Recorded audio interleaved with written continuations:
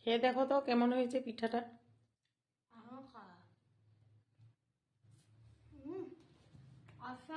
দারুণ tasty. Hello বন্ধুরা, তোমাদের সাথে শেয়ার করবো আজকে একটা পিঠা রেসিপি। পিঠাটা বানাবো আমি ভাপা পিঠা। তো দেখো আমি এখানে সুজি নিয়েছি, সুজিটা আমি 2 কাপ আন্দাজ নিয়েছি। তো তোমাদেরকে আমি দেখাচ্ছি না মেপে, আমি আন্দাজ করে দিয়ে দিচ্ছি। আর সাথে দিব চাউলের গুঁড়ো, চাউলের গুঁড়ো আবার 1 কাপে দিয়েছি।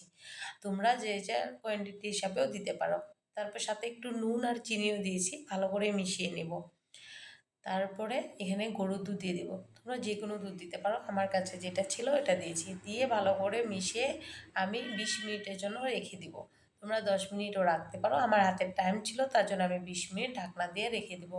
কারণ যত টাইম রাখা হবে সুজিটা একটু ভালো করে ফুলবে। তো দেখো নারকেল ফেটিয়ে নিয়েছে, নারকেল ভেঙে নারকেল আর গুড় দিয়ে একটা পুর বানিয়ে নিলাম। তারপরে আমি এটা পিঠার মাঝখানে দিব। তো দেখো হয়ে গেছে আমার সম্পূর্ণ।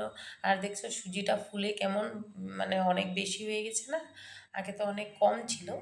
তো দেখো এখন একটু একটু করে আমি এখানে 2 হাতা দিব, তারপরে এখানে পুরটা দিয়ে দিব, দিয়ে আর একবার উপর থেকে দিয়ে দিব, দিয়ে তারপরে কিশমিশ আর চেরি দিয়ে উপরে ডেকোরেট করে নেব। এমন করে পিঠা বানিয়ে যদি খাও, সত্যি বলছি অনেক ভালো লাগে। শীতের টাইমে এমনিও পিঠে খাওয়া, কে না ভালোবাসে বলো, পিঠে সবাই ভালোবাসে। আর আমি তো বিয়ের আগে পিঠে খেতে ভালোই বাসতাম না, 1-2টা পিঠে ভালোবাসতাম, চিতল পিঠে এরকম। আর এইগুলো পিঠে কিন্তু আমার মার বানানো না, আমি নিজে শিখেছি ইউটিউব থেকে। তো দেখো অনেক টেস্টি পিঠাটা, মানে কি বলবো খেয়ে। আমিও একটা ইউটিউব চ্যানেলে দেখে বানিয়েছি, অনেক টেস্টি। একবার বানিয়ে দেখবে, তারপরে আমাকে কমেন্ট করে বলবে, সত্যি অসাধারণ পিঠাটা। অনেক টাইম কম লাগে। তারপরে কড়াইতে আমি জল 1 গ্লাস দিয়ে গরম করে নিয়েছি। জলটা ভাপ উঠছে তখন আমি বাটিগুলো বসিয়ে দিয়েছি। আমার কাছে 4টা এক সাইজের বাটি ছিল, তার জন্য আমি 4টা করে বানিয়েছি। তারপরে আমি এখানে উপরে একটা ঢাকনি দিয়ে দিব, যাতে ভাপাটা আমার বাইরে ভাপ চলে না আসে, এমন করে, যাতে ভালো করে ঢাকনিটা থাকে, এমন একটা ঢাকনি দিয়ে দেবো। তো ঢাকনিটা দেওয়াও তোমাদের সাথে শেয়ার করছি। দেখো কি সুন্দর করে আমি ঢাকনিটা দিচ্ছি, যাতে আমার ভাপটা বেরিয়ে না আসে। ভাপটা থাকলেই পিঠাটা ভালো হবে, সফট হবে। তো হয়ে গেছে আমার পিঠা, 10 মিনিট লাগে ভাপ দিয়ে।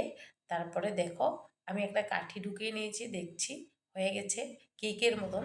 তারপরে ঠান্ডা হওয়ার পরে উঠালে ভালো হয়, মানে ভাঙে না। আমরা একটু কম ঠান্ডা হওয়ার পর্যন্ত মানে চেয়েছি, কারণ আরিয়ানের পাপা আরিয়ান খাওয়ার জন্য বসিয়েছিল। তো সত্যি বলছি পিঠা রেসিপিটা কেমন লাগছে, বানিয়ে খেয়ে আমাকে কমেন্ট করবে, কি বলছি মিথ্যে না সত্যি কথা। তো চলো দেখি আমার বরমশাই আর ছেলের রিয়েকশানটা।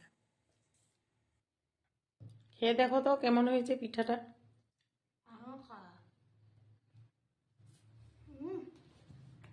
দারুণ টেস্টি।